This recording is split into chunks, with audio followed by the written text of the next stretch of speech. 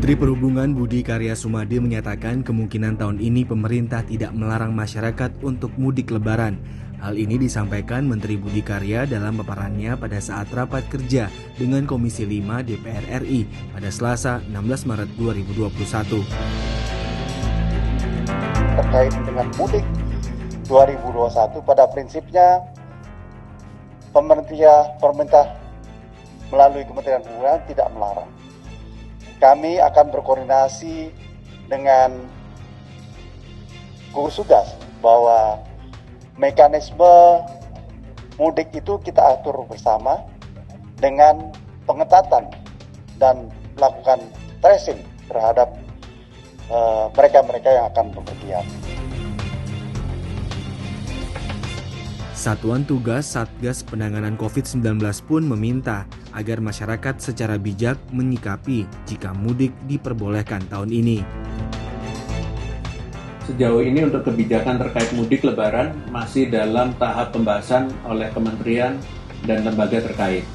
Namun pada prinsipnya, dilarang atau tidaknya mudik, saya mengharapkan sikap bijak dari masyarakat untuk dapat mengambil keputusan yang terbaik, khususnya melakukan perjalanan jauh yang berpotensi meningkatkan penularan. Sementara itu, epidemiolog Griffith University Diki Budiman mengingatkan dengan kondisi pandemi yang masih belum terkendali, membuat pelonggaran mudik justru beresiko besar meningkatkan penyebaran virus.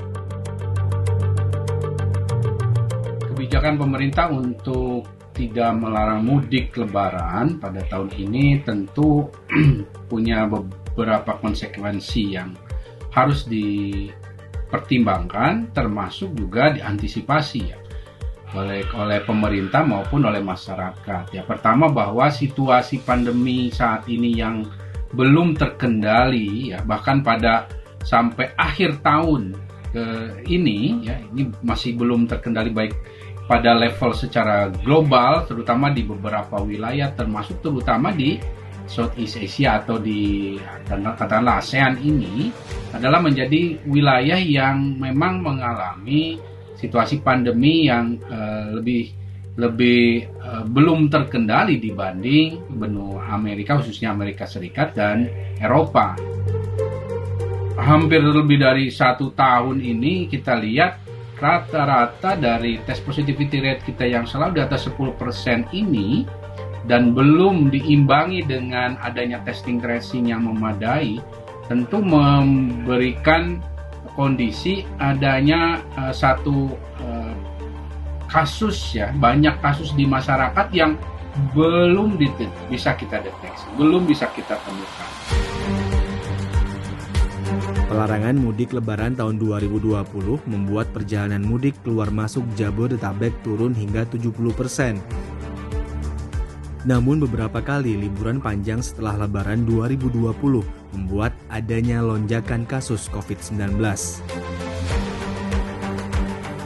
Jumlah kasus pasca mudik ini tentu akan sangat besar, apalagi dengan adanya strain baru yang 75% lebih cepat menular.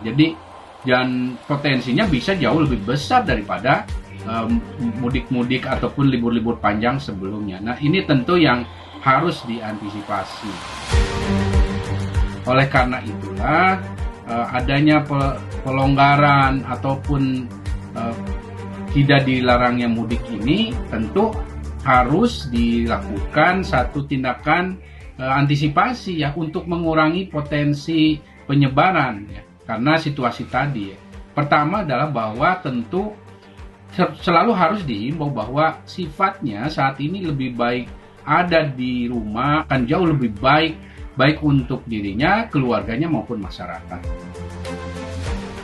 Ketika misalnya ini tidak dilakukan larangan mudik ya, tetap jangan sampai ada satu regulasi yang malah mendorong tambah banyak mudik, misalnya adanya diskon kereta, diskon pesawat udara ya, ini tentu akan sangat kontraproduktif dengan tujuan kita mengendalikan pandemi yang masih belum terkendali ini. Ditambah ancaman adanya varian baru yang kita punya kemampuan sangat minim untuk mendeteksinya.